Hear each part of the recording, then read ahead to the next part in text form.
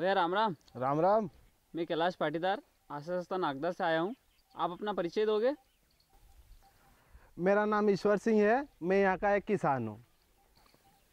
हाँ तो ईश्वर सिंह जी ये बताओ कि आज आप हमें क्या बताने जा रहे हो? हाँ तो पाटीदार जी, आज आपको मैं ये बायोगैस संयंत्र क्यों लगाना चाहिए और इसके क्या फ़ायदे हैं, आज आपको ये जानकारी देने जा रहा हूँ मैं। अच्छा अच्छा। हाँ तो आप हमें ये बताइए कि किसानों को ये बायोगैस संयंत्र क्यों लगाना चाहिए? हाँ तो पाटीदार जी, ये बायोगैस संयंत्र इसलिए लगाते हैं कि इसमें जो गोबर रहती है वो सड़ती है अच्छा और इससे गैस निकलती है और ये गैस ईंधन के रूप में हमें प्राप्त होती है और खाना पकाने में काम आती है और इससे हम बिजली उत्पन्न भी कर सकते हैं। और सबसे अच्छी बात तो ये है पाटीदार जी के इससे पर्यावरण प्रदूषण नहीं होता है। और इस बायोगैस से जो सड़ने के बाद जो गोबर निकलता है वो खाद के रूप में भी काम में आ जाता है। अच्छा अच्छा। तो ईश्वर सिंह जी आपने हमें बायोगैस क्यों लगाना चाहिए ये तो बताया, पर इसको लगाने के लिए हमें किस किस सामग्री की आवश्यकता लगेगी, क्या बताओगे आप? तो पाटीदार जी, हमें बायोगैस संयंत्र बनाने के लिए सबसे पहले ईंटों की ज़रूरत पड़ती है। अच्छा अच्छा। और साथ में सरिये और सीमेंट की भी ज़रूरत होती है और मजदूरों की सहायता से हम इसे तैयार करते हैं। 100 किलोग्राम गोबर प्रति 4 क्यूबिक मीटर के हिसाब से इसमें ज़रूरत लगती है। अच्छा अच्छा। तो भैया आपने गोबर गैस संयंत्र लगाने की जो सामग्री रहती है वो तो बताई हमें, हाँ पर इसकी क्या प्रक्रिया रहती है बनाने की, बताओगे क्या आप? हाँ, ज़रूर बताएंगे सर। हाँ तो पाटीदार जी, सबसे पहले इस बायोगैस संयंत्र को बनाने के लिए सबसे पहले तो हम जगह जो रहती है उसका चुनाव करते हैं। अच्छा अच्छा। और फिर हम चूने की सहायता से इसमें निशान लगा देते हैं। और पाटीदार जी, फिर हम इसमें 3 गड्ढे तैयार करते हैं। हाँ तो ईश्वर सिंह जी आपने बताया कि बायोगैस संयंत्र बनाने के लिए हमें गड्ढा खोदना पड़ता है और इसमें 3 गड्ढे खोद के इसको हम तैयार करते हैं। हाँ। तो ये तीनों जो ऊपर जो गड्ढे हैं, ये चेम्बर जो बने हुए हैं, ये चेम्बर काय के?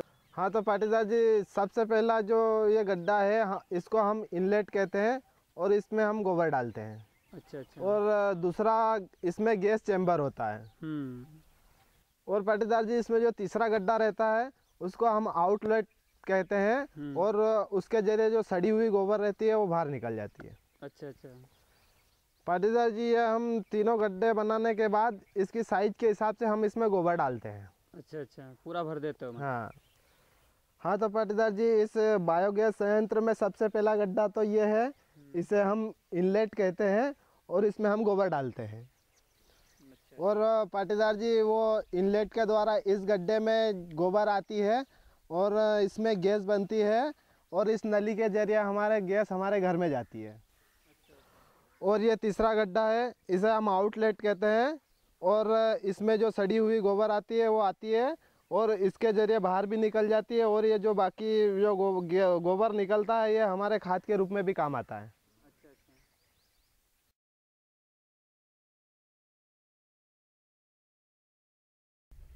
हाँ तो ईश्वर सिंह जी आपने ये बायोगैस संयंत्र की जानकारी हमें दी, पर इसके फ़ायदे तो बताया ही नहीं, आप फ़ायदे बताओगे क्या?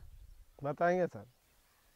हाँ तो हमें सबसे पहला फ़ायदा तो ये है कि इस महंगाई के ज़माने में जो खाना बनाने के लिए गैस है वो हमें इससे प्राप्त हो जाती है और इसमें हमें बहुत कम खर्च लगता है और इससे हमें बिजली भी प्राप्त हो जाती है।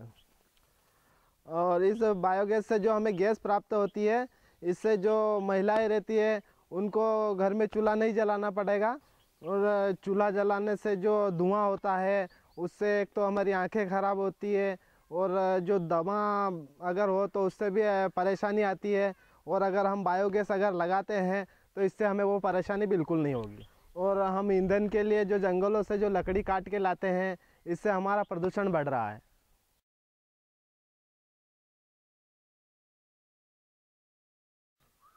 हाँ तो ईश्वर सिंह जी आपने बायोगैस संयंत्र के बहुत अच्छे अच्छे फ़ायदे बताए कि ये हम महिलाएं बीमारियों से वंचित रह सकती है और प्रदूषण भी नहीं होगा। हाँ। तो आप अपने क्षेत्र के किसान भाइयों को कोई संदेश देना चाहोगे?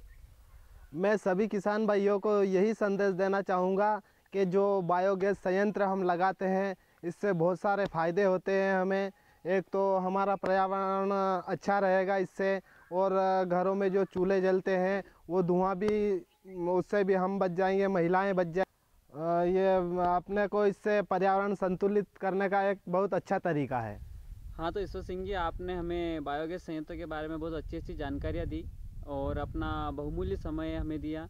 इसके लिए मैं आशा संस्था नागदा की ओर से बहुत बहुत धन्यवाद देता हूँ। धन्यवाद है सर।